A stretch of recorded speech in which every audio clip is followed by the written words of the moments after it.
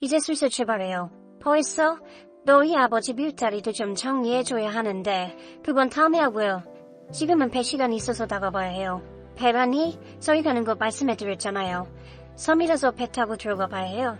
당신은 고작 1박 여행을 하면서 배까지 타고 들어가야 하더니 깨름직한 생각이 들었지만 하는 수 없이 자식들을 따라 나섰습니다.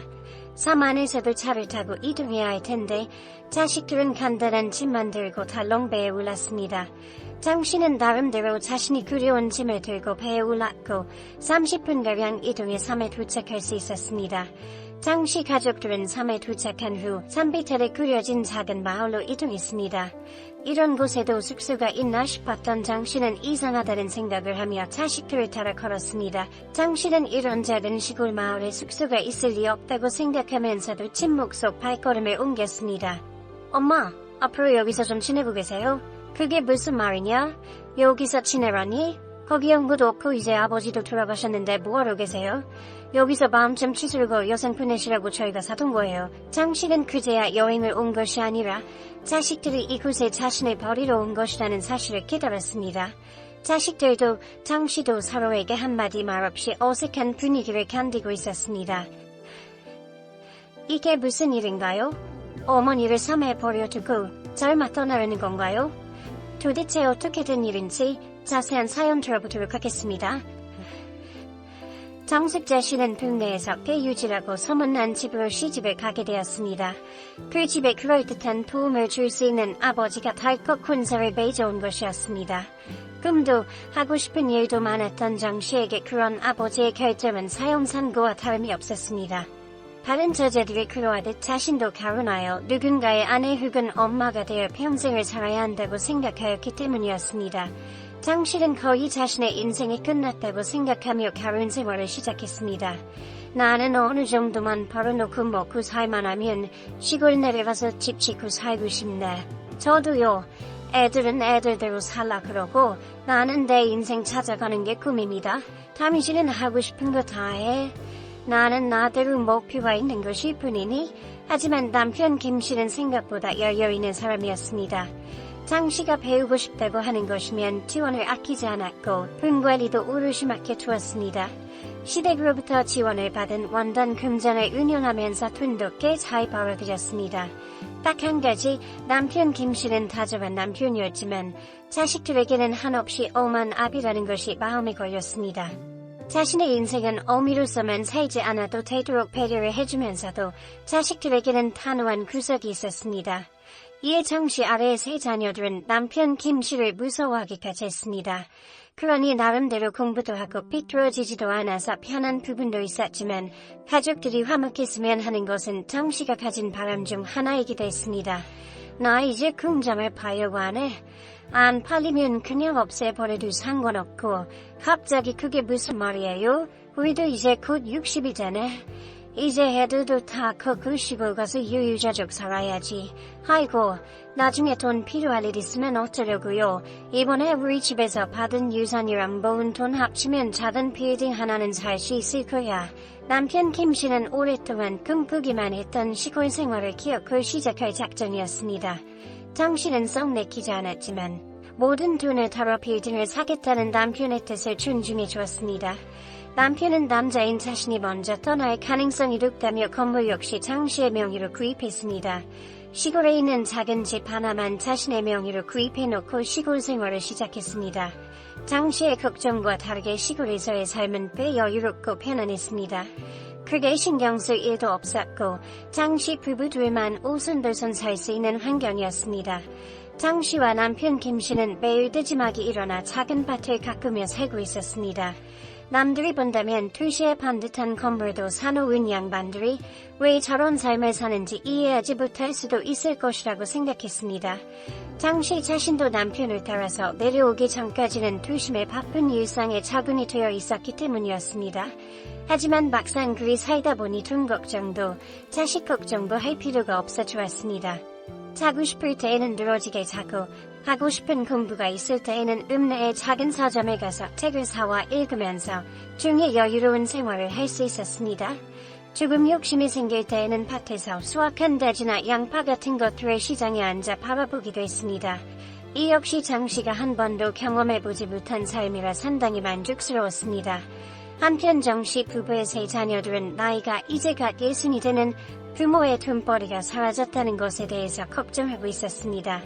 장 씨도 이해 못하는 바는 아니었으나 자식들도 그동안 남편 김 씨가 벌어놓은 돈만 해도 노후를 대비하기에 충분한 금액이라는 것을 알고 있을 것이라고 생각했습니다. 엄마, 두 분 요즘 돈 들어오시는 곳은 있는 거예요? 하이, 있지 그럼. 네 엄마 죽기 전까지 쓸 돈은 벌어뒀으니 니들은 신경 쓰지 마라. 그래도 그렇지, 요즘 이렇게 빨리 직장 없이 사시는 분들이 어디 있어요. 너희 아버지 말이 맞아. 그러니까 니들은 우리 걱정할 거 하나 없어. 참, 제가 참남이니 물어보지. 영진아 태훈이도 걱정하면서도 쉽게 부딪힐 거예요. 그럼 네가 대표로 말해놔라. 우리는 우리대로 잘 먹고 살 만큼 있으니 니들에게 기댈 일 없다고. 장 씨도 남편의 말을 거들기는 하였지만 이상한 점이 하나 있었습니다. 남편 김 씨가 자식들에게 수익성이 괜찮은 빌딩 하나를 사두었다고 절대 말하지 않는 것이었습니다. 보험에 시다폰 공과금까지 앞으로도 꼬박꼬박 돈 나갈 일 있으실 텐데요. 적당히 농사지어 팔기만 해도 그런 거 아무 문제도 안 된다. 참, 평생 밭을 보는 갚아본 적도 없으시면서 무슨 농사를 지으시겠다고. 장남인 현우 씨는 장 씨 부부가 그렇게 많지 않은 나이부터 시골살이를 시작한 것이 영 탐탁지 않은 모양이었습니다. 그렇다고 해서 남편 김 씨가 물러설 생각이 있는 것은 아니었습니다.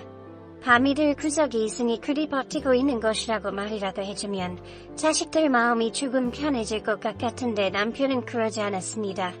장 씨는 그런 남편을 이상하게 생각하면서도 크게 반대하지는 않았습니다. 돈이 있어도 자식들이 하나 둘 결혼할 때에도 각 1억씩 보태준 것 외에는 큰 지원도 없었습니다. 그것만큼은 장 씨의 의견이 달랐으나 남편은 절대 타협할 생각은 없어 보였습니다. 햇볕이 좋은 어느 날 마당에 앉아 따뜻한 차를 한 잔 내려 먹으며 장 씨는 드디어 남편 김 씨에게 그동안 참 오래도 궁금해해왔던 것을 물어보았습니다. 그런데 당신, 우리가 그만한 돈도 건물도 있다고 왜 애들한테 말 안 해줍니까? 돈 앞에서 자식이고 부모고 다 돌변하는 거 못 봤어? 당신도 나만 믿고 아무도 믿지 마. 그리고 지금까지처럼 절대 아무 말도 하지 말고. 에이, 안 그런 사람들도 있겠죠. 그래도 우리 자식인데 믿어보는 게 어때요? 언제까지 숨기려고 그래요? 내가 그래도 30년 공장 운영하면서 얼마나 많은 사람들을 봐왔는지 알잖아. 돈 앞에서는 부모 자식도 형제도 없는 법이야. 언제까지 숨기는 게 좋을지 모르겠네요. 애들이 우리 걱정은 하지 않아도 된다는 걸 이해하지 못하는 것 같아서. 남편 김 씨는 장 씨의 말에 차를 훌쩍거리며 빙그레 웃었습니다. 장 씨는 도저히 남편의 마음을 알 수가 없어 답답하기만 했습니다. 당신, 나 먼저 하도 애들이랑 재산 문제로 시시비비 가리지 않아도 되도록 건물 당신 앞으로 해둔 거야. 당신 죽는 순간까지 원 없이 쓰고 돈 걱정하지 말라고. 아이고, 그건 고맙네요. 그런데 나는 애들도 마찬가지였으면 좋겠습니다. 젊을 때 고생은 사수도 한다지 않아? 당신도 나 따라올 때 애들이 알게 되면 아무런 분쟁 없어. 남편은 꽤 단호하게 말했습니다. 심지어 정 씨의 눈을 똑바로 마주하며 절대 자식들에게는 건물이며 돈이며 얼마가 있다는 것을 밝히지 말라고 신신당부하였습니다. 장 씨 자신도 그동안 세 자녀의 육아를 하느라 인생 일부를 써버린 것은 맞았습니다. 하지만 장 씨가 하고 싶다는 일에 대해서는 지원을 아끼지 않으면서도 자신의 옷 한 벌 살 때에는 양말 하나도 가격을 보고 결정했던 남편 김 씨 인생에 대해서 존중해주고 싶었습니다. 자신에게 이리 여유로운 삶을 선물해준 남편과 한 두 번째 약조했습니다. 당신, 나랑 약속하세? 당신도 죽는 그날까지 자식들에게 우리 재산에 대해서 말하지 않고 절대로 과하게 지원해주지 않겠다고. 알겠어요. 그리 부탁을 하는데 내가 안 들어주는 거 봤으니까 이게 다 당신이랑 나를 위한 일이야. 남편은 그리 말하며 마당 잔디에 벌렁 들어누워 뜨거운 햇빛을 가렸습니다. 장 씨는 젊었을 적에는 그리도 하기 싫었던 결혼을 한 덕에 남편 김 씨를 만나고 나이 들어서는 이렇게 여유로운 삶을 즐길 수 있음에 만족했습니다. 그러니 남편과 한 약속은 어떠한 일이 있어도 지켜야겠다는 결심이 있었습니다. 이미 막내 아들까지 대학을 갓 졸업해 회사에 입사한 상태여서 이제 와서 자식 교육이라 할 것은 없었습니다. 다만 자식들이 성인이 되어서도 자신들을 통해 배울 만한 점이 있을 것이라고 믿어 의심치 않았습니다. 장씨 속에서도 이런 생각들이 들었기 때문에 남편 김씨의 의견에 동의할 수밖에 없었던 것이었습니다. 장씨 부부는 시골에 내려와 사는 20년간의 생활 동안에 나름대로 이룬 것들이 많았습니다. 남편 김씨 역시 장씨만큼 배움에 대한 열정이 있었던 사람이었습니다. 나름대로 책을 사와 세금에 대해서 공부를 하기도 하고 세상살이 돌아가는 내용을 알기 위해서 매일매일 뉴스를 보면서 경제상식을 익혔습니다. 나 컴퓨터를 좀 배워보고 싶습니다. 갑자기 컴퓨터를 왜? 요즘은 고은행에 안 가도 휴대폰이나 컴퓨터로 이것저것 다 하더구먼요. 나도 그건 잘 몰라서 알려줄 수가 없는데. 장씨의 말에 남편 김씨는 당장 읍내에 있는 작은 컴퓨터 학원을 찾아갔습니다. 하늘과 뭔가를 배우러 다닌다는 것 자체가 부끄러운 일이라 여길 수도 있건만 남편 김씨는 그렇지 않았습니다. 장씨도 어느 순간 남편의 그런 태도에 누가 들어 제법 자신감을 가지고 살고 있었습니다. 저 컴퓨터를 좀 배우고 싶은데요. 자녀분들이요? 아니면 손재 쓰신 거예요? 아니요. 우리 둘이 컴퓨터를 하는 방법을 좀 알고 싶습니다. 컴퓨터 학원의 직원은 잠시 당황한 듯 하더니 금방 원장을 불러왔습니다. 자신들보다 적어도 20살은 적어 보이는 원장은 상담실로 장씨 부부를 불러 무엇을 배우고 싶으시냐 물어보았습니다. 장씨 부부는 아는 게 없으니 우선 여러 가지 이야기를 들어놓았습니다. 원장은 잠시 고민을 하더니 매일매일 학원에 나와 1시간씩 기초부터 배워보라 일러주었습니다. 장씨 부부는 컴퓨터를 켜는 법부터 타자를 입력하는 연습에서 시작해 1년 이상 꾸준히 학원에 다니면서 사용법을 익혀나가기 시작했습니다. 인터넷만 쓸 줄 알아도 세상에 많은 이야기들을 보고 들을 수 있었습니다. 그동안 이런 세상을 모르고 살아왔던 자신들이 되려 답답하게 생각되었을 지경이었습니다. 당신 일부러 나 따라다니는 거 지루하지 않아요? 전혀. 나도 매번 배워야지 생각만 했지 미루게 되더라고. 당신 덕분에 이렇게 같이 배우니 얼마나 좋아. 그래요? 배워놓으니 정말 좋지 않나요? 아직까지도 복잡하게 느껴지기는 하지만 그러게 공장에서도 사람들한테 부탁만 했었는데 이제 내가 직접 배워서 다루고 있으니 새로워. 장씨 부부는 언뜻 보기에는 시골에서 삶은 나이부터 하성세월을 보내는 사람들처럼 보일 수도 있었지만 실은 그 속 사정은 달랐습니다. 그 어떤 사람들보다 열심히 공부를 하고 여윳돈으로 주식에 도전하기도 하며 재미있게 살고 있었습니다. 시간이 흘러 남편이 꿈꿨던 행복이 이런 것이었을까 싶어 행복했던 장씨에게도 하나의 고난이 생겼습니다. 1년이가 넘은 남편이 암에 걸렸다는 소식을 들은 것이었습니다. 매일 공장에서 좋지 않은 공기를 마신 탓인지 절대 끊을 생각이 없다던 담배 때문이었는지 남편의 폐는 그야말로 엉망진창이 되어 있었습니다. 폐암이 꽤 많이 진행되었기 때문에 손쓸 도리가 없다고 했습니다. 오히려 남편 김씨는 이를 담담하게 받아들이는 것 같았는데 장씨의 마음은 서서히 무너지고 있었습니다. 의사에게 채 1년을 버티지 못하실 수도 있다는 말을 들었을 때에는 정말이지 죽고 싶은 심정이었죠. 장씨는 어떻게 해서든 남편과 오래 함께하고 싶어 당장 항암 치료를 시작했습니다. 그게 소용이 없다는 말을 들었지만 마지막 희망의 끈이라도 잡고 싶었던 것이었습니다. 내내 병원에 있으면서 통증이 심해질 때마다 괴로워하는 남편 김씨를 보는 것도 쉬운 일은 아니었습니다. 이런 장씨의 지극정성이었던 마음 덕이었던 것인지 남편은 의사가 넘기기 힘들다는 1년 동안 나름대로 잘 버텨주고 있었습니다. 하지만 거기가 끝인 것은 다르지 않았습니다. 여보, 나 이제 그만 집에 가서 쉬고 싶네. 안 돼요. 이 상태로 어떻게 집에 가고 싶다는 겁니까? 아니, 내 이제 앞으로 얼마가 남았든 그만 집에 좀 가서 마음 편히 있고 싶어. 장씨는 남편의 뜻을 꺾을 수가 없었습니다. 이에 자식들을 불러 마지막 병원 생활을 장려하고 집으로 돌아갈 요령이었습니다. 한 1년이었지만 내내 병원에 있다 보니 장씨 부부의 짐도 만만치 않았습니다. 장씨가 이것들을 챙기느라 장신이 쏙 빠져있는 동안 남편 김씨는 둘째 딸 영지씨와 사위의 부축을 받고 먼저 차로 내려가 있었습니다. 현우야, 내 카드 여기 있으니 남은 돈 수납 좀 한다 그래라. 네, 우터로 받아갈 거 놓고요. 뭐 말이냐? 약이라든지 보험소리라든지 그런 거요. 내 말에 났으니 알아서 챙겨주실 거다. 그냥 나머지 돈 수납한다 그러면 돼. 큰아들은 장씨를 도와서 팀을 정리하고 있다가 카드를 받아들고 결제를 하기 위해 병실에 나섰습니다. 이때까지만 하더라도 장씨는 빠뜨린 것은 없는지 병실 구석구석을 살펴보기 바빴습니다. 그리고 꽤 오랫동안 한 병실을 쓰고 있었던 중년의 남성에게 인사를 건네고 아들이 돌아오기만을 기다리고 있었습니다. 장씨가 금상에 빠져있을 때 굳은 얼굴로 큰아들이 돌아왔고 짐을 들고 앞장서 차를 향했습니다.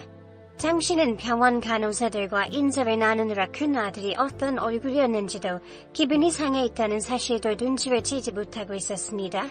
집으로 돌아온 장씨 부부와 자식들은 김씨를 부축하여 안방에 누울 수 있게 도와줬습니다. 아침부터 일찍 일어나 병원을 나갈 준비를 했던 남편 김씨는 피로에 금방 잠이 들었습니다. 장씨는 그런 남편을 확인하고 안방 문을 닫고 거실로 나왔습니다. 큰아들과 사위, 막내 아들이 모여 마당 한편에서 담배를 피우고 있었습니다. 딸도 그 옆에 서서 무언가 이야기를 듣고 있는 것 같았습니다. 순간 장씨는 화가 나서 문을 열고 나가 자식들에게 다가가 목소리를 낮추어 경고했습니다. 아버지 폐가 안 좋아서 저리 누워 계시는데 집에 와서 담배를 피워대면 되겠냐? 죄송해요. 그런 장씨에게 유일하게 대답을 한 것은 사위였습니다. 큰아들, 막내 아들은 무언가 떨떠름해하는 기색으로 담배를 치작할 뿐이었습니다. 장씨는 그걸 보고 다시 거실로 들어왔고 자식들도 그 뒤를 이었습니다. 저녁 먹고 갈 거냐? 아니요, 저 일 있어서 이만 가봐야죠. 그래라, 그럼. 아버지는 주무시니까 갈 거면 해치기 전에 얼른 출발해. 그런데요, 엄마. 아까 병원비가 왜 그렇게 많이 나온 거예요? 내내 2인실에서 지냈고 진통제면 몸에 쭉 들어갔으니 그렇지. 보험 있으신 거죠? 있기는 하지만 얼마나 보장받을 수 있을지는 모르니 서류 한번 보내봐야지. 장씨의 대답에 자식들은 약속이라도 한 것처럼 한숨을 내쉬었습니다. 그 당시만 하더라도 장씨는 자식들이 제 아비가 아프니 나름대로 걱정이 되나 보다 싶었습니다.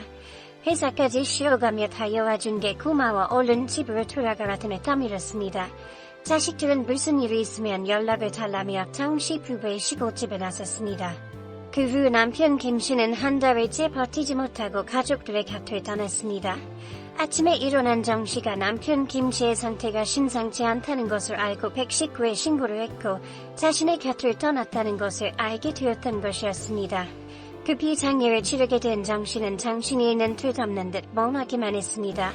그동안 내내 자신의 곁을 지켜주었던 남편과 한마디 대화도 제대로 나누어 보지 못한 채 그대로 이별하게 될 것이라고는 상상해 본 적이 없었습니다. 자식들이 산주로 나서 주는 동안 정씨는 몇 번이나 혼자라고 말았습니다. 쪽방 같은 가족실에 누워서 잠들었다가 일어나 슬퍼하고 다시 쓰러지는 것을 반복했습니다. 살면서 이렇게 울어보았던 게 언제인가 싶었을 정도로 마음이 무너져 내렸습니다. 하지만 장례를 치르는 동안 그런 마음도 서서히 적응이 되어 나중에는 눈물도 나오지 않을 지경이 되었습니다. 장씨는 제대로 손님도 맞지 못한 채 힘없이 누워있을 수밖에 없었습니다.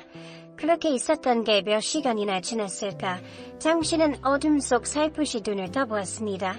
새벽이라 조문을 왔던 손님들도 어느 정도는 돌아갔는지 자식들이 모여 소곤소곤 이야기를 나누고 있다는 것을 알아차릴 수 있었습니다. 장씨는 굳이 들으려 하지 않아도 귓가에 맴도는 자식들의 목소리를 가만히 들으며 누워 있었습니다. 병원비가 그 정도 나오실 때까지 아무것도 안 하고 계시는 게 말이 되냐? 그 상황에서 엄마가 어떻게 하시겠어? 오빠도 그렇게까지 말하는 거 아니야. 야, 엄마 아빠 벌써 수입 없이 지내신 지가 15년은 됐어. 걱정 안 하게 생겼냐? 장남인 큰아들 현우씨는 제 동생들을 모아놓고 이런 이야기들을 하고 있었습니다. 장씨는 처음 얘기를 들을 때에는 마치 감정이 없는 사람처럼 그저 눈만 끔뻑거리고 있었습니다. 하지만 점점 자식들이 자신을 부담스러워하고 있다는 것을 느끼고는 서러움이 북받쳐 올랐습니다.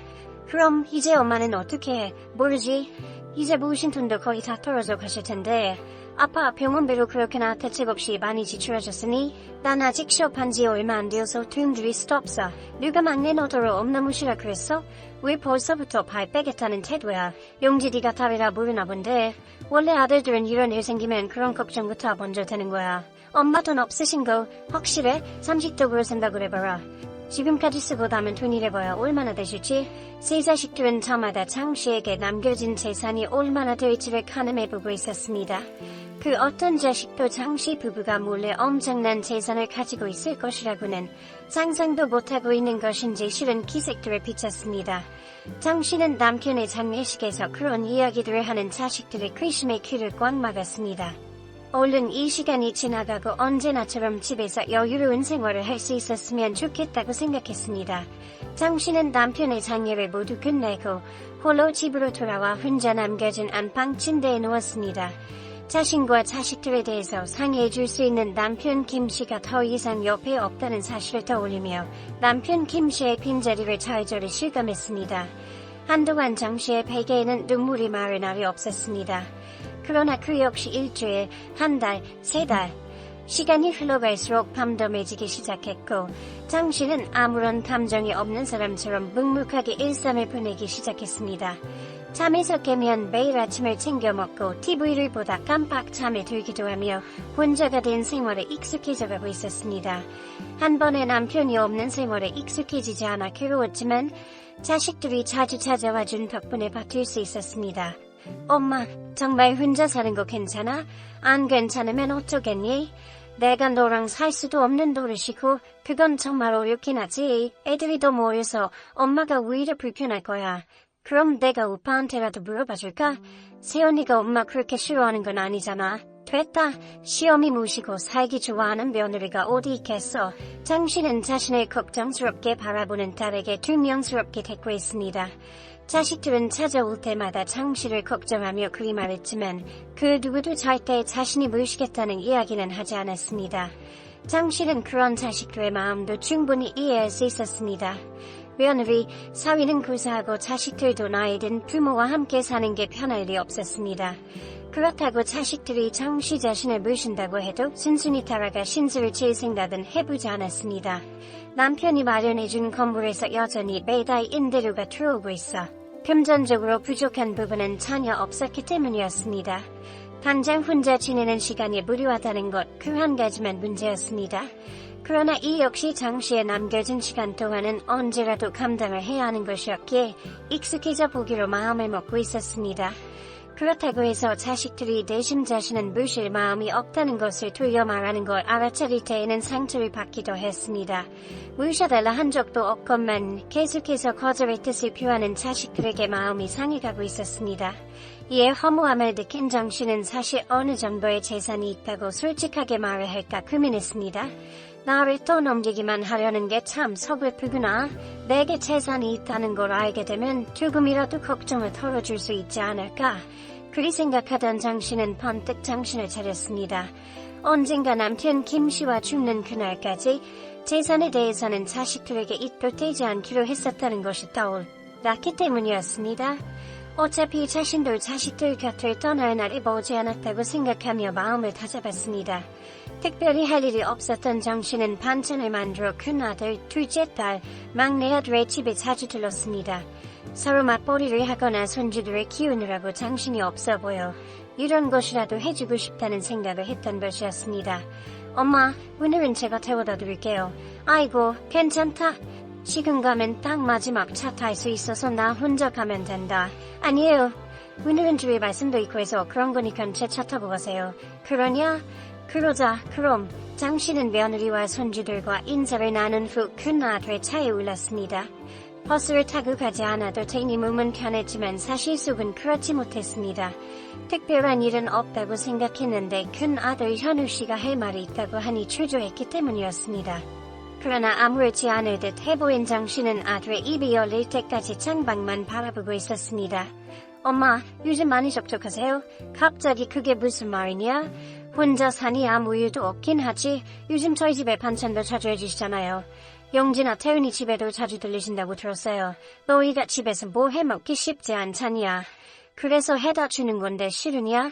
장씨는 그리 물었지만 아들은 어색한 규정을 지으면서 웃을 뿐이었습니다. 아니라는 말을 하지 않는 것을 보니 나름대로 어떤 불만을 가지고 있는 것 같았습니다. 자식들을 생각해서 그리한 것이었는데 오히려 싫다고 느낄 수도 있었겠구나 싶어 신단해졌습니다. 그냥 할 것도 없으시고 정말 순수하게 저희 생각 나서 해주시는 거면 괜찮죠. 그게 무슨 말이냐? 내가 지금 너희에게 다른 의도라도 있다는 거야. 혹시 저희 중 누구랑 같이 살고 싶으시다거나 그런 건 아니에요? 내가 각자 가정도 있는 애들이랑 굳이 같이 살 이유가 뭐야? 아니요, 사실 이제도 외모를 모아놓으셨던 돈 다 떨어지실 때도 됐잖아요. 저희도 엄마가 어떤 생각을 하고 계신지 정도는 정확하게 알아야 하니까요. 큰아들은 물론이고 다른 자식들까지 모두 자신이 반찬을 가지고 오는 것에 다른 의도가 있을 것이라고 생각하는 모양이었습니다. 장씨 딴에는 자식들에게 잘해주고 싶어 별 생각 없이 한 행동이었기 때문에 기분이 상했습니다. 물론 자식들에게 재산을 숨기고 형편이 되는 만큼 최선을 다해 도와주지 않은 것은 사실이었습니다. 하지만 학비 걱정 없이 대학도 다니게 해주었고 결혼을 할 때도 각 1억 원씩 도와주겠다며 막내까지 모두 미리 증여를 해준 것만으로도 충분하다 여겼습니다. 어차피 재산이야 나중에 장씨까지 모두 떠나고 나면 자식들도 자연히 알게 될 일이었습니다. 부모 덕을 볼 수 있는 건 꼭 젊은 나이만이 아닌데 손에 쥐고 있는 것이 없다고 생각하곤 자신을 꺼려하는 거리는 자식들의 태도는 매우 실망스러웠습니다. 난 아무런 의도 없었다. 내가 당장 전기세 낼 돈이 없어도 니들에게는 선 벌릴 일 없을 테니까 걱정하지 마라. 저희는 그런 뜻이 아니었는데 뭘 그렇게까지 극단적으로 생각하세요. 나는 너희랑 살고 싶다고 한 적도 없고 너희 아버지도 나 죽는 날까지 쓸 돈은 있다고 누누이 말하고 가지 않으셨냐? 서로 미리라는 게 어떻게 그렇게까지 미리 혼담담하실 수 있으시겠어요? 만약 그리 된다 한들 니들은 나 못 모신다고 말할 참이었다는 거야. 아 참, 어머니가 사위도 있는 딸 집에 얹혀 사실 것도 아니고 아직 태윤이는 사회초년생이라 가진 것도 없는데 따지고 보면 남는 게 저밖에 더 있어요. 그래서 무슨 말이 하고 싶은 게야? 저도 그렇고 애엄마도 그렇고 저희 애들이 이제 막 크는 중이니 솔직히 좀 많이 부담스럽다는 거죠. 장씨는 아직도 자신의 말을 알아듣지 못한 것 같은 큰아들에게 매우 실망하고 말았습니다. 자신이 돈이 없다면 지금 살고 있는 집에 주택연금이라도 신청해서 살면 될 터인데 무엇이 그렇게 걱정이 되는지 이해할 수가 없었습니다.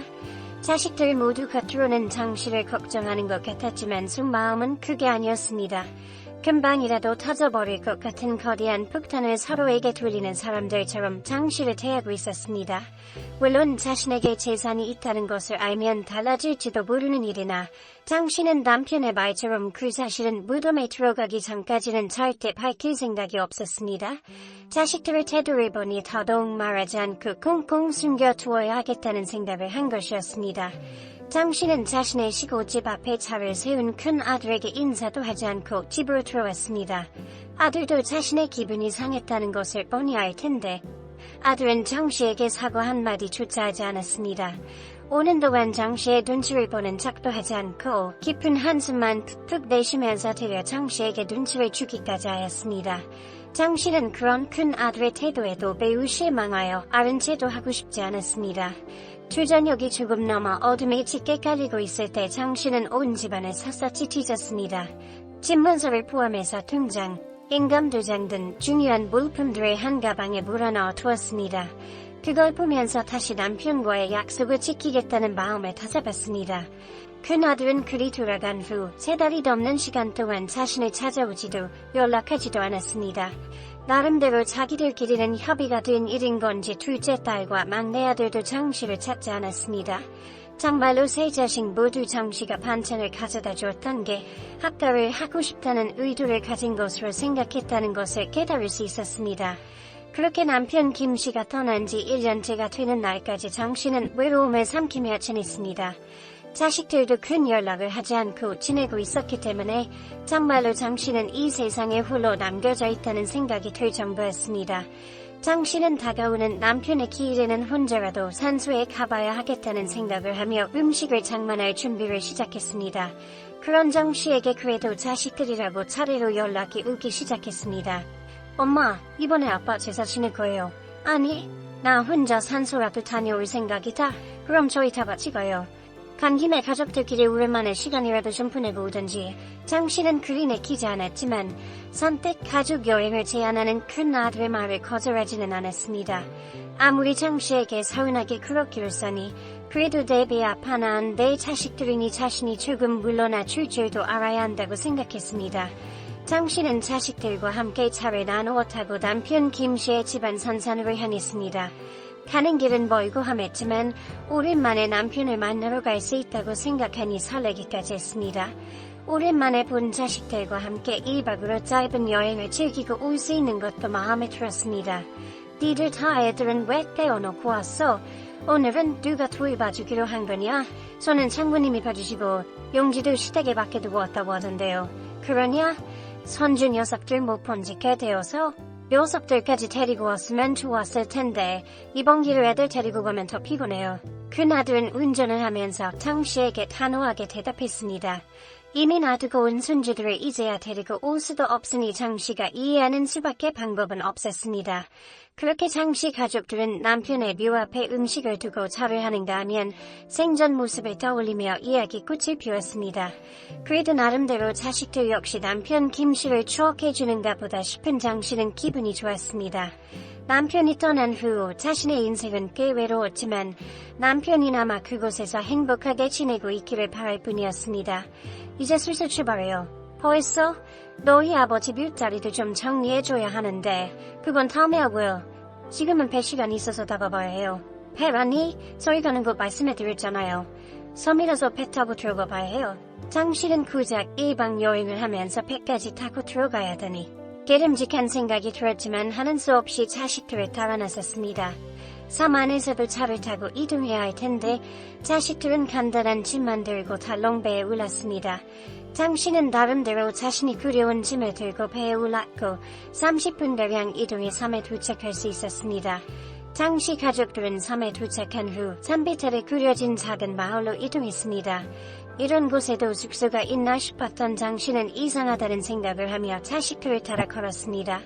자식들은 별 다른 말도 하지 않고 그저 목적지를 향해서 걷기만 하고 있었습니다. 장 씨는 이런 작은 시골 마을에 숙소가 있을 리 없다고 생각하면서도 침묵 속 발걸음을 옮겼습니다.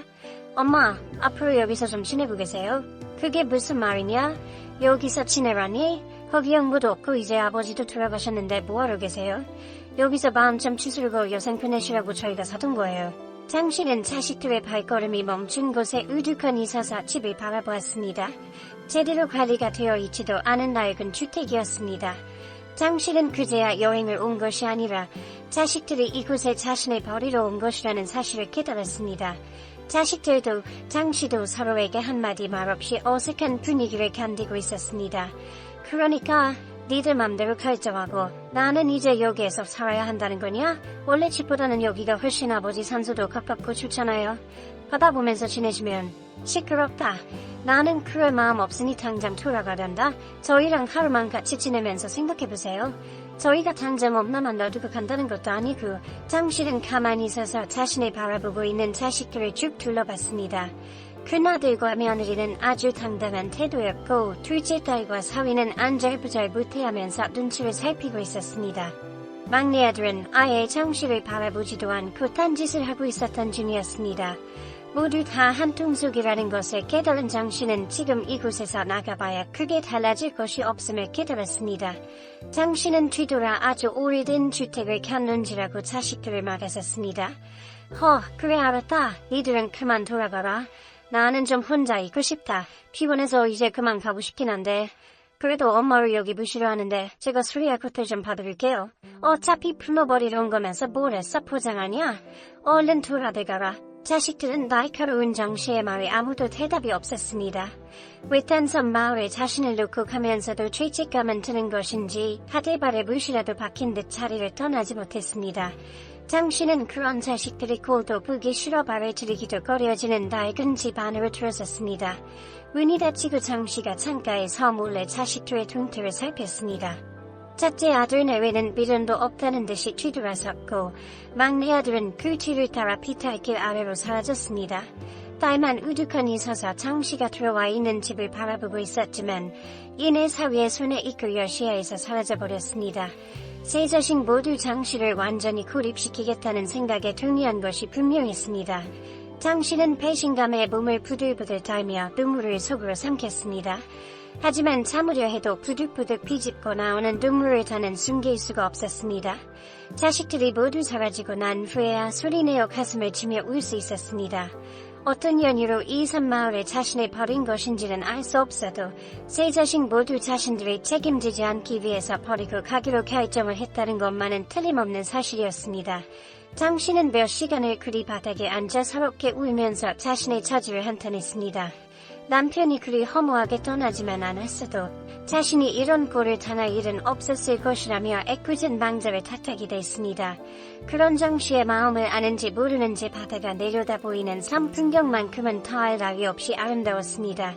해가 지며 바다 표면의 일렁이는 윤슬이 부서지듯 사라지는 것을 보며 꼭 자신의 신세와 다름이 없는 것 같다는 생각이 들었던 장 씨였습니다. 저녁이 다 되어가고 있는 시간, 장 씨는 번뜩 정신을 차리고 어디론가 전화를 걸기 시작했습니다. 산들은 장 씨의 건물과 관련한 세금이나 재산을 관리해주고 있었던 변호사였습니다. 박 변호사 맞지요? 예, 사모님. 정말 오랜만에 연락 주시네요. 저희 사장님 장례식 이후로는 처음 연락하는 거죠? 그때는 내 경황이 없어. 저 고맙다는 인사도 못했습니다. 아이고 괜찮습니다. 저만 없으실 것 뻔히 아는데 제가 이해 못하는 바도 아닙니다. 장 씨는 무엇라 말을 시작해야 할지 몰라 잠시 뜸을 들였습니다. 자식들에게 버림받아 섬에 홀로 남겨져 있다는 것을 말할 수도 없었습니다. 사실대로 말하기가 어려웠던 장 씨는 그저 자신이 할 부탁들만 담담하게 일러주었습니다. 내 선착장 주소를 하나 알려줄 테니 그리로 부탁하는 것 좀 들고 와주실 수 있겠습니까? 예, 그건 괜찮지만 혹시 무슨 일인지 여쭤봐도 되겠습니까? 그건 만나서 이야기해주리다. 우리 집에 가면 침대 아래에 숨겨놓은 가방이 있는데 그것 좀 들고 와주시면 됩니다. 시간은 언제가 좋겠습니까? 지금 당장이라도 시간이 된다면 가방 먼저 가져와 주셨으면 합니다. 무리한 부탁임에도 불구하고 변호사는 장 씨의 집으로 달려가 각종 서류들이 들어있는 가방을 먼저 챙겨주었습니다. 해가 밝자마자 배를 타고 무트로 나간 장 씨는 변호사와 툭대하며 그간의 사정을 일러주었습니다. 그래서 이제 어떻게 하실 생각이신가요? 가방을 들고 오라고 저를 부르신 건 아닐 텐데 내 지금 있는 건물을 팔 생각입니다. 그게 팔리면 일부는 내가 쓰고 나머지 금액은 기부하려 하니 세금 문제나 잡다한 것들을 처리해 주었으면 합니다. 그거라면 당연히 도와드리죠. 그간 고생 많으셨습니다. 내 건물 팔 때 되면 다시 말하리다. 남편의 공장에서부터 장 씨의 건물에 대해서도 모두 관련되어 있었던 변호사는 장 씨의 제안을 흔쾌히 받아들여 주었습니다. 이른 아침부터 자신을 도와주기 위해 애썼던 변호사의 손을 꼭 잡은 장 씨는 연신 감사하다는 인사를 전했습니다. 그런 변호사 눈에도 자신이 안쓰러워 보인다는 표정이 가득 묻어 있었습니다. 장 씨는 당장 자신이 나고 자란 마을로 돌아갔습니다. 결혼을 한 후에 남편과 타지로 나가 살기는 하였지만 고향 마을만큼은 변한 것 없는 모습을 유지하고 있었습니다. 세월이 워낙 오래 지나 장 씨를 기억하는 이는 아무도 없었지만 이곳으로 돌아온 것만큼은 더할 나위 없이 기뻤습니다. 장 씨는 당장 부동산으로 달려가 고향 마을에서 살만한 집을 알아보기 시작했습니다. 자식들의 도심으로 나가고 생을 다한 노인들의 집이 몇몇 개 나와 있었습니다. 장 씨는 그 중에서도 가장 마음에 드는 집을 골라 계약하고 살기 시작했습니다. 새로운 집에 들어갈 때까지 며칠은 여관방에서 지내야 하기도 했고 모든 가전과 가구들을 새로 사야 했지만 하나도 아깝지가 않았습니다. 남편과 처음으로 100년 가약을 맺고 시작했던 이곳에서 자신의 여생을 보내기로 이미 굳게 마음먹었기 때문이었습니다. 자신을 버리고 간 자식들이 그 후로 자신을 찾아왔는지 아닌지는 알 수 없었습니다. 하지만 이미 버리고 간 것 자기들도 전혀 장 씨를 개의치 않고 잘 살아가기만을 바랐습니다. 사라져버린 장 씨를 찾으려면 얼마든 찾을 수 있음에도 불구하고 자식들은 어떠한 연락도 없었습니다. 전화번호를 바꾸지 않았음에도 불구하고 연락 한 통도 오지 않은 것을 보면 자신을 까맣게 잊고 사는 것 같았습니다. 이제는 장 씨 역시 그런 사사로운 감정에 흔들리지 않는 사람이 되었습니다. 이미 자식들을 보지 않고 지낸 지 벌써 5년가량의 시간이 흘러버렸기 때문이었습니다. 부쩍 나이가 든 장 씨는 이제 제법 고향 동네 사람들과 잘 어울리며 살아가고 있었습니다. 마을 사람들은 홀로 이사를 들어와 살고 있는 장 씨에게 관심이 많았습니다. 시금치 묻혀서 좀 가져왔네. 드시오. 이걸 감사해서 어찌합니까? 네, 오늘 전이라도 붙여서 가져다 드리지요. 뭘 이런 걸로. 동네 주민들은 이따금 장씨의 집 대문을 두드려 먹을 것으로 그갔습니다. 처음에는 이방인이라 생각하여 가까이 지내지 않았던 사람들도 등을 갈아야 해서 장구를 사가는 장씨를 따라와 직접 수리해 주었을 정도로 마음을 활짝 열어주었습니다. 장씨는 동네 사람들과 어울리면서 더 이상 혼자가 아니라는 느낌을 받을 수 있었습니다. 오히려 자식들과 교류를 하면서 지낼 때보다도 훨씬 만족스러운 나날들을 보낼 수 있었습니다. 그러던 어느 날 누군가 장씨의 집 문을 거칠게 두드렸습니다. 장씨는 여느 때처럼 동네 사람 중 한 명일 것이라고 생각하고 대문을 열어주었습니다. 그곳에는 꽤 오랜 세월 보지도 않고 지냈던 자식들이 서 있었습니다. 니들이 여기는 어떤 일이냐? 엄마, 저희가 얼마나 찾았는지 아세요? 니들이 나를 찾았다고? 언제? 자식들은 장씨의 말에 기가 막히다는 듯이 헛웃음을 쳤습니다. 저희가 사들인 집도 한번 들어가서 사신 흔적도 없으시고 그동안 대체 어디 계셨어요? 나는 처음부터 여기 살았다? 연락도 한번 하지 않다가 벌써 몇 년이나 흘렀는데 이제서야 날 찾았냐? 장씨는 그리 말하고 바닥 한편에 놓여 있었던 의자에 앉았습니다. 이제는 나이가 들어 잠시 서 있는 것도 다리가 아파 어려운 일이 되었습니다. 그런 장씨를 따라 들어온 자식들은 자신들은 억울하다는 듯이 따졌습니다. 엄마 예전에 사시던 시골집 그거 팔려고 떼어보니까 엄마 앞으로 이 집이랑 또 웬 건물까지 있던데요. 그건 판지 오래다. 이제는 이 집밖에 없지. 아무튼요 그게 중요해요. 그런 건물 있다고 왜 저희한테 한 번도 얘기 안 하신 거예요? 맞아요 엄마. 오빠한테 그 얘기 듣고 얼마나 놀랐는 줄이나 아세요? 왜 놀라냐? 땡전 한 푼 없다고 짐작 취급이나 하다가 그것마저 귀찮아져서는 연고도 없는 섬에 버려놓은 엄마가 알고 보니 아직 빼먹을 거 많이 남아있는 노인네였어서 날카로운 지적에 자식들은 말을 잊지 못하고 있었습니다. 그때 며느리가 장씨에게 다가와 손을 잡으며 달래는 듯 하더니 한마디 쏘아붙였습니다. 어머님 버리다뇨. 연고도 없는 곳은 아니에요. 거기 제가 어렸을 때 살았던 동네고 저희 친정아버지가 사시던 곳이에요. 그래서 그게 내 연고냐? 나아갈 방도도 없어. 니들이 거기에 나를 가둬두려고 했던 거나 마찬가지인데 내가 정말 돈이 없다고 생각해서 그 섬을 뒤지다 생각하고 꼼짝없이 굶어 죽는 날만 기다리라고 했던 거 아니냐? 장씨는 며느리의 손을 뿌리치며 차갑게 대답했습니다. 정말로 장씨가 재산 한 푼이 없었다면 단 한 사람도 아는 사람이 없는 그 산마을에서 먹고 살 수 있는 방법은 없는 것이었습니다. 자식들은 자신을 그저 버린 것이 아니라 죽으라 구사를 지냈던 것과 마찬가지였습니다. 장씨도 자식들과 연락을 하지 않는 5년의 세월을 허송으로 보냈던 것은 아니었습니다. 시간이 갈수록 자식들이 어떤 마음으로 자신에게 그런 행동들을 하였는지, 정말로 자신에게 숨겨진 재산이 없었다면 어떤 신세였을지, 모두 생각이 끝났던 장씨는 더 이상 부모로서 역할을 하고 싶지 않았습니다. 자식돌이도 못하는 세 남매는 더 이상 내 자식이 아니라는 생각이 들었습니다. 엄마, 저희는 그런 게 아니라 정말 아버지 없이 적적하게 지내시는 거 안쓰러워서 그랬어요. 뭐?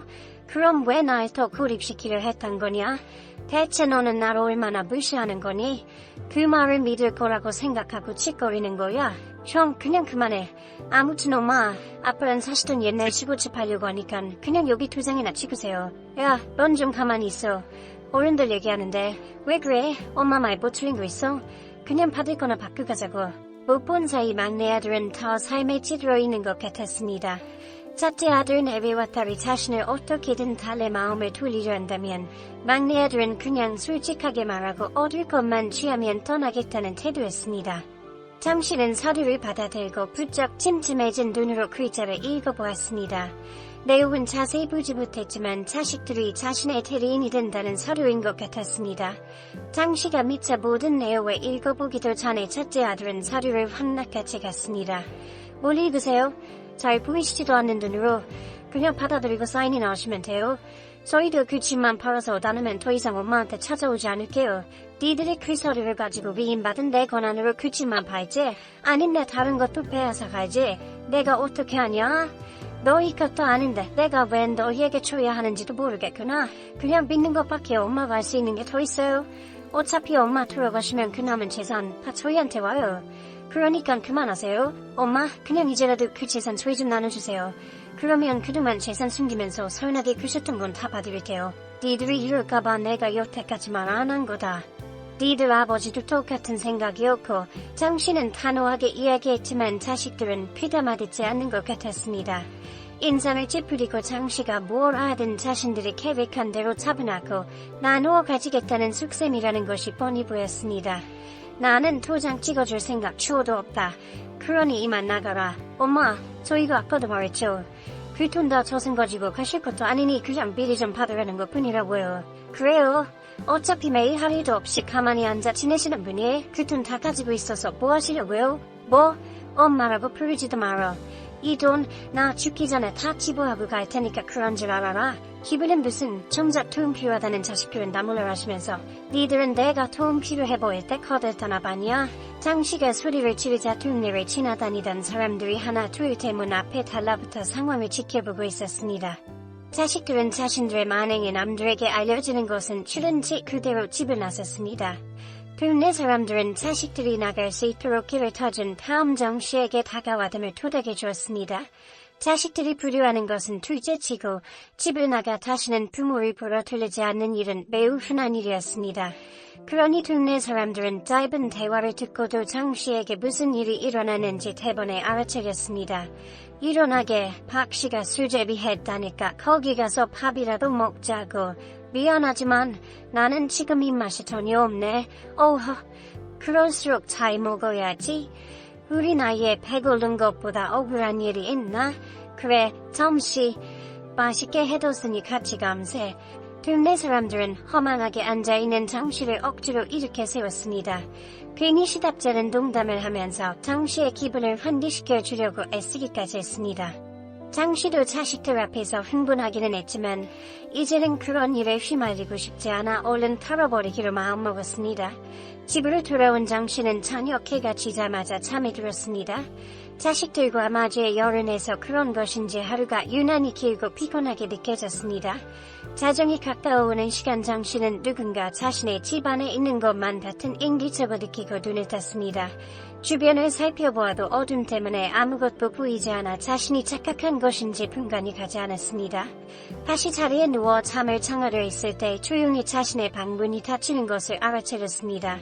장 씨는 벌떡 자리에서 일어나 문을 열었고 거실을 뒤지고 있는 누군가와 마주쳤습니다.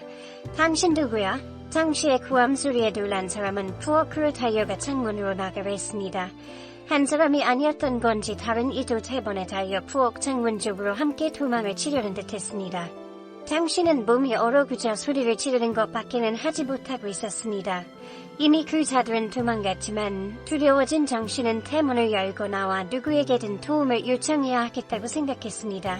하지만 집 밖으로 나온 장 씨는 뜻밖의 상황을 맞닥뜨렸습니다. 동네 사람들 몇 명이 도망치던 사람을 잡아 바닥에 쓰러뜨려 놓았던 것이었습니다.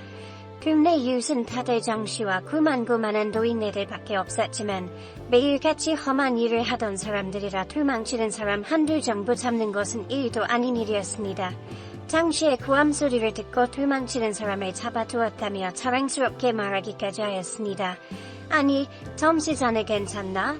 얼굴 하얗게 질린 것 좀 보게. 어디 다친 것은 없는 거야?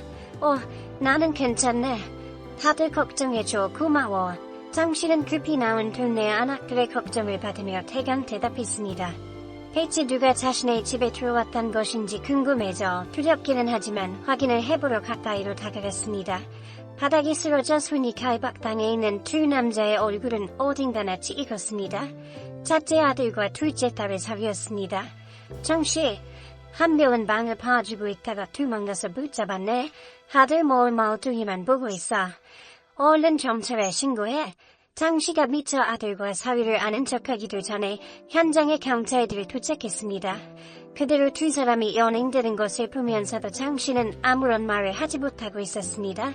차마 저희들이 자신의 아들과 사위라는 것을 말할 수가 없었습니다. 상황상 막내보다 도망가는 데에 성공한 이는 막내 아들인 것 같았습니다. 얼떨결에 경찰서까지 함께 가게 된 장 씨는 그제야 화가 끓어올랐습니다. 왜 남의 집에 들어갑니까? 무슨 짓 하려고 했어요? 노인네 집에서 훔칠 게 뭐라도 있겠습니까? 불쾌하네요. 남이란요. 저희 어머님 집이에요. 이쪽 분 어머니고 저한테는 장모님 집입니다. 할머니, 그게 정말이에요? 맞습니다. 그런데 왜 몰래 들어갔고 그 두목 나오다 동네 어르신들께 잡히셨습니까? 큰아들과 사위는 우물쭈물하면서 말을 잊지 못하고 있었습니다. 그때 장씨를 경찰서까지 태워다준 한 부부가 큰 소리를 치며 따라 들어왔습니다. 이거 가져가려 그랬지? 아까 떨어진 거 내가 주웠네. 참, 낮에도 그리 막말을 하고 가더니만 옆집 이씨의 손에 들려있는 것은 틀림없는 장씨의 인감도장이었습니다. 아들과 사위가 훔쳐 달아나다 바닥에 떨어뜨린 것을 보곤 주워가지고 온 모양이었습니다. 경찰들은 가족이라는 말에 안심하다가 대번의 태도를 바꾸어 큰 아들과 사위의 몸을 수색했습니다. 주머니에는 장씨의 신분증과 통장 몇 개가 함께 들어있었습니다. 할머니, 이거 자녀분들에게 주신 거예요? 아니면 자녀분들이 훔친 거예요? 말할 것도 없이 저 녀석들이 훔친 겁니다. 엄마, 어머님, 조용히들 하세요. 지금 가택침입에 포투까지 두 분 모두 피해자 신분입니다. 경찰서 안은 한바탕 난리가 났습니다. 장씨가 자식들을 처벌하고 싶다는 말에 큰 아들과 사위는 수갑까지 차고 구금이 될 수밖에 없었습니다. 소식을 듣고 달려온 며느리와 딸은 그런 장씨를 보며 소리를 질러댔습니다. 어머님, 우리 그이가 뭘 그리 잘못했다고 이러세요? 이게 무슨 상황이야? 엄마, 가족끼리 대체 이게 무슨 짓이야? 그러게나 말이다. 너는 생각이 있는 거냐? 그냥 처벌이나 받아라. 나는 절대로 선처할 생각 없다. 장씨 머리가 썩어있는 것들이 내 자식이라는 게 부끄럽다. 장씨는 투사를 마치고 단호하게 뒤돌아 나가려 했지만 특히 다른 장씨를 가만히 두지 않았습니다. 장씨를 잡고 애원하다 급기야는 무릎까지 꿇어가면서 싹싹 빌기까지 했습니다. 그러나 장씨는 한 번 정한 마음을 바꿀 생각이 없었습니다. 자신의 집에서 이것저것 물건을 훔쳐 마음대로 집이며 재산을 처분하겠다고 생각한 자식들을 도저히 용서할 수가 없었습니다. 이건 알아. 니들이 나한테 지금까지 어떤 짓을 했는지 말해주랴. 죽을 때 그 많은 돈 다 써들고 갈 거예요. 죽을 날 얼마 남지도 않으셨는데 왜 이렇게 욕심이 많으세요? 자식들에게 이날 이때까지 비밀로 하고 두 분 잘 먹고 잘 사셨으면 됐잖아요. 뭐? 먼저 자식들 버린 건 엄마랑 아빠잖아요. 아니에요. 니들 대학 등록금 다 내주고 결혼할 때 그만큼 보태줬으면 부모 노릇은 다 한 거 아니냐? 니들이 지금까지 우리 사는데 도움 준 거 있어? 자식들이 돈 때문에 고생하고 있으면 책임지는 게 부모가 할 일이죠. 부모로서 책임감을 밥 말아먹었어요? 니들은 내가 돈 있든 없든 버릴 애들이었다. 남은 돈은 다 기부할 테니까 나 죽으면 내 시골집이나 팔아서 세시 나누든가 해라. 어머님, 기부라니요. 그건 어머님 혼자만의 돈도 아닌데 그걸 어디 딴 사람들한테 뿌리고 다니려세요. 그게 또 뭔 개소리냐? 그 돈이 내 돈이지. 니들 돈이냐? 내 돈 내가 쓰지도 못하냐고. 니들 말대로 내 저승길에 못 가지고 가니 생애 마지막으로 조용히라고 나도 니들 아파트 알아서 천국 좀 가려 한다. 장씨는 그리 말한 후 미련 없이 경찰서를 나와 집으로 돌아갔습니다. 빈말이 아니었던 장씨는 가지고 있었던 돈 중 자신이 쓸 돈을 어느 정도 빼놓고는 모두 기부하기로 했습니다. 사모님, 올해 기부처에 전달했고 앞으로 1년 후면 자녀분들이 반환 청구도 못하실 겁니다. 고생했어요. 부끄럽지만 내 자식들 고소하는 문제도 좀 부탁해도 괜찮겠습니까? 이 녀석들이 아주 고약해서 내 이렇게까지 해야겠습니다. 진짜 처벌을 원하시는 겁니까? 예, 진심으로 원합니다. 지들도 잘못한 것에 대해서는 벌을 받아야 깨닫는 게 있겠지요. 할 줄 아는 건 남 탓밖에 없는 구애한 놈들 정신 차리게 하는 건 부모 몫이지요. 알겠습니다.